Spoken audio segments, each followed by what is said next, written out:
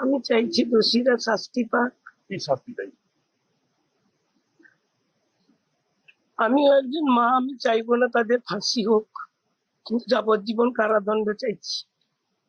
আর চাইছি যে আমরা ভারতীয় জনতা পার্টি করি বলে আমরা আজকে ক্ষমতায় আসার জন্য আমাদের সভাপতি বিরোধী দলনেতা যখন বলছেন সুশৃঙ্খল ভাবে থাকতে, তখন শাসক দলের যারা গরম গরম বক্তব্য দিয়েছিল যে 4 তারিখের পরে দিল্লির কোনো ভাব রক্ষা করতে পারবে না, সেটাই তারা দেখিয়ে দিল।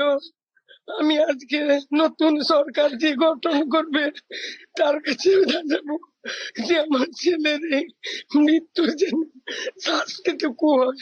আমার ছেলে যদি অ্যাক্সিডেন্টে কোনো অঘটন ঘটতো, আমার মনে হয় এত কষ্ট হতো না। তাকে যেভাবে কষ্ট দিয়ে এতটাইরা মারলো, এটা পুরো তৃণমূলেরই সাজানো গল্প।